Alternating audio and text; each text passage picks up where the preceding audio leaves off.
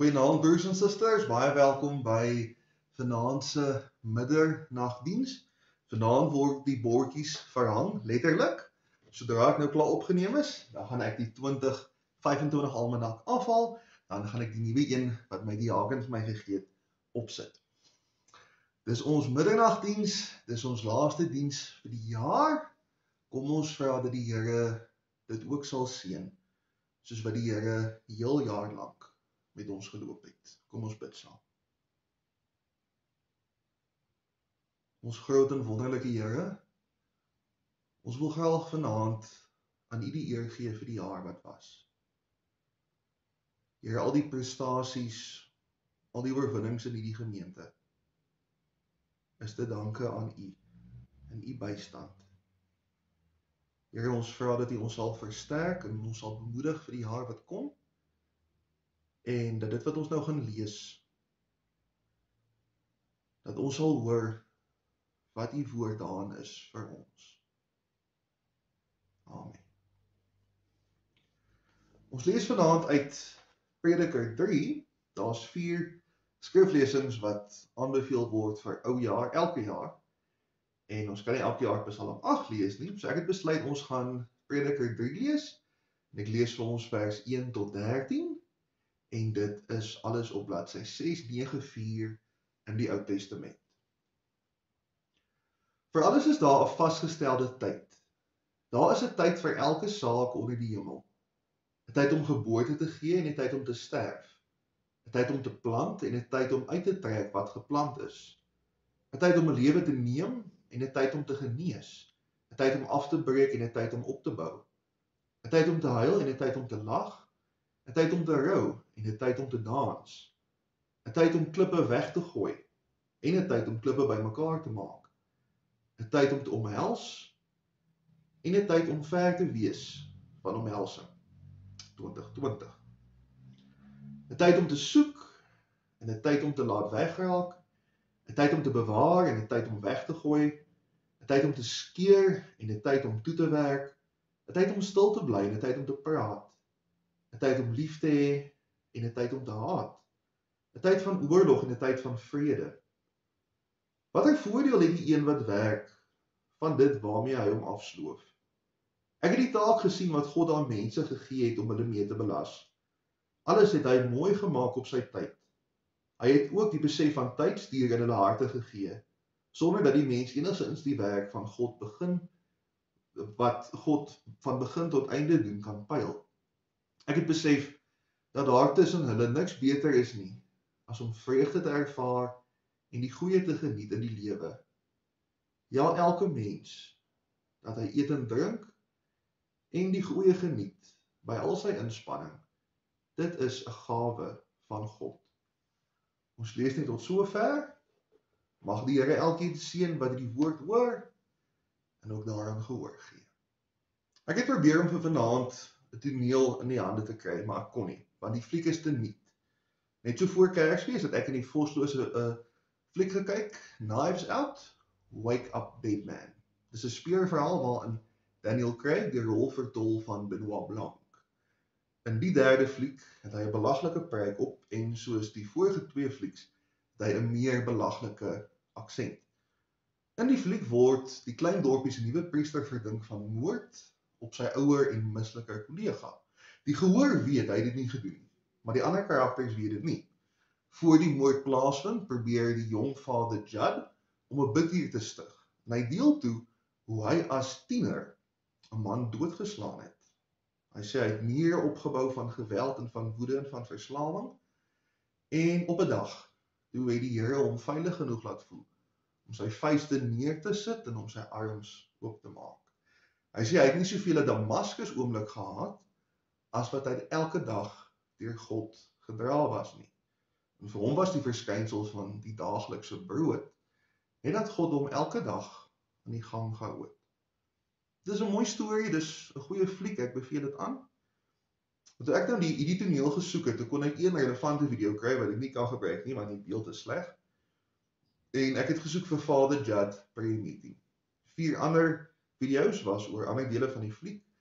En weet julle wat was 3/4 van die res gewees? bid vir geld. Bid vir geld. Jud is net een lettertjie weg van Jude, die Engels vir Judas. Behalwe vir Judas Iskariot was daar nog 'n disipel met die naam Judas.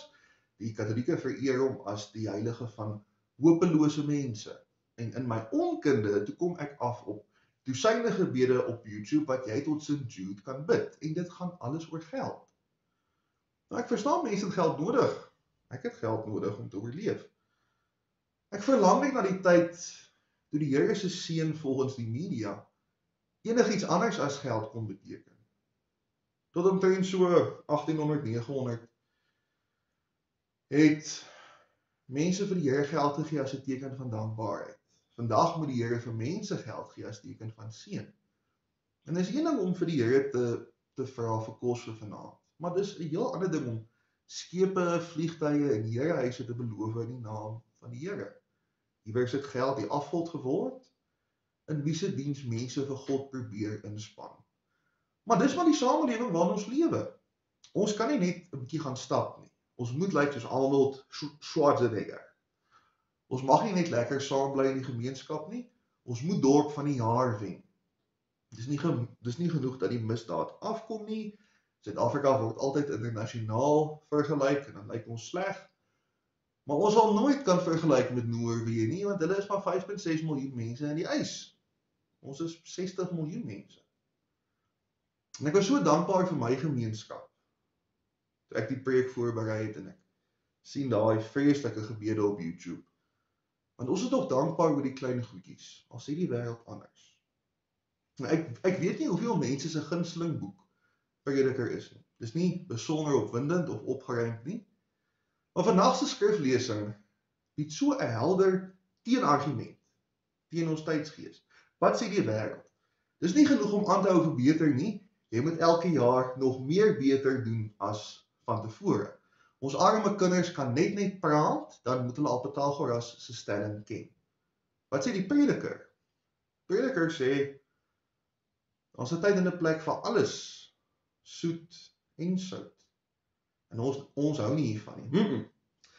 Natuurlik hou ons nie daarvan nie, want dit dring in teen ons konteks. Dit dring selfs in teen dele van die Ou Testament. Prediker is deel van die sogenaamde wysheidsliteratuur van die Ou Testament, ook bekend as die geskrifte. En Spreuke is ook deel daarvan. Spreuke is aansienlik ouer.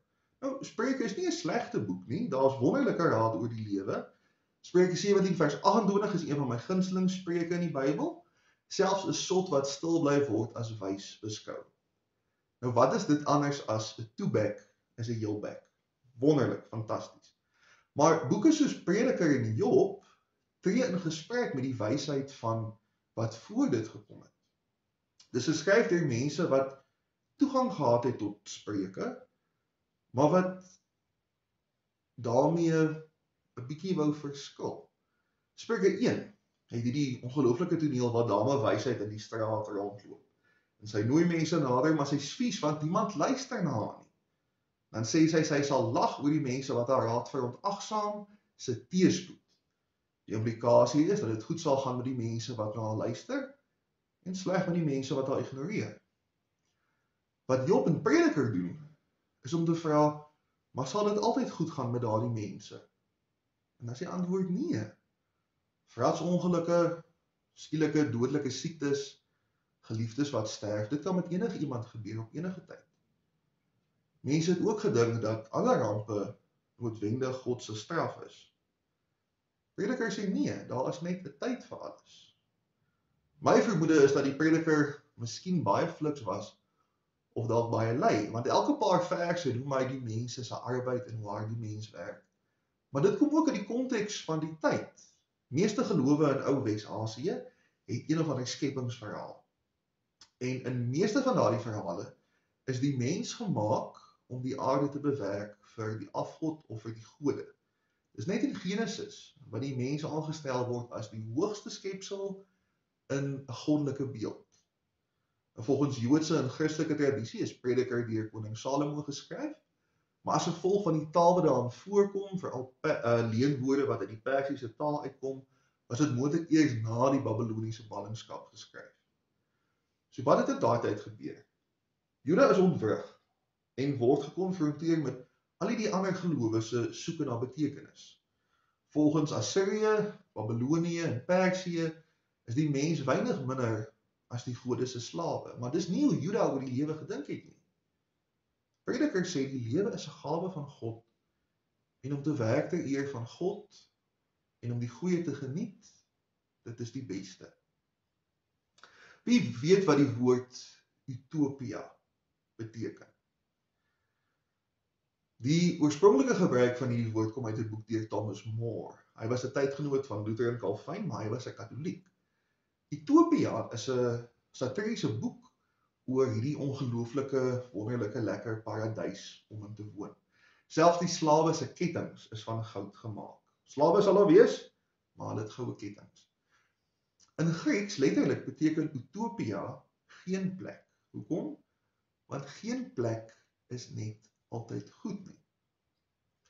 Verlede jaar in die tyd het ons nie geweet wat 2025 vir ons sou inhou nie, maar nou weet ons. Daar was trane, ja, maar daar was ook vreugde. Victoria Wessenhade Strik is 'n regte plek waar regte mense woon, so daar's ietsie van alles. Mense was deur die dood geskei, mense het in die huwelik getree. Kinders het die huis verlaat, babas is gebore. Mense het weggetrek, mense het hier aangekom, mense het siek geword, mense het gesond geword. Klink dit nie bekend nie? Klink dit nie baie soos vers 1 tot 8 van vandag se skriflesing nie? Want dit is die lewe. Hoeveel daarvan kan ons beheer?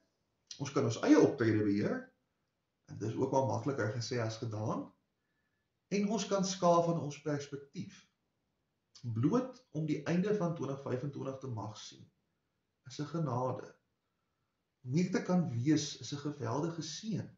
As ons vanaand iewers het om te slaap, ietsie om te eet, nog beter. Om saam met medegelowiges die jaar in aanbidding af te sluit, is 'n groot geskenk. Die jaar wat kom hoef nie volmaak te wees om 'n kosbare jaar te wees nie. Hierdie jaar was dalk nie perfek nie, maar dis 'n jaar waarin God altyd saam met ons geloop het.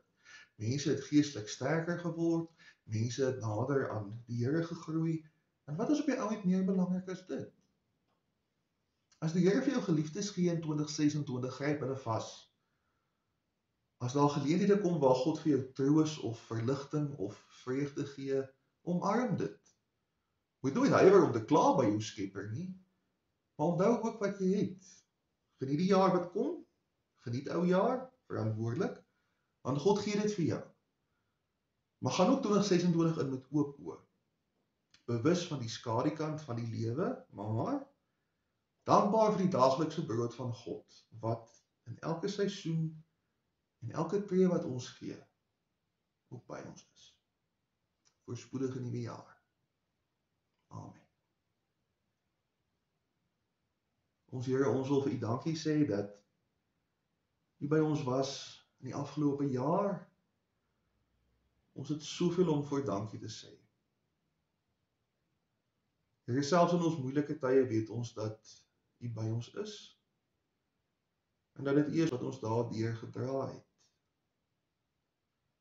Here, help ons om U ons prioriteit te maak in 2026, en dat ons die goeie sal geniet wat U vir ons gee. Baie dankie vir die gawe van die lewe, die gawe om met mekaar 'n pad te loop, die gawe van om kinders van U te wees. Amen.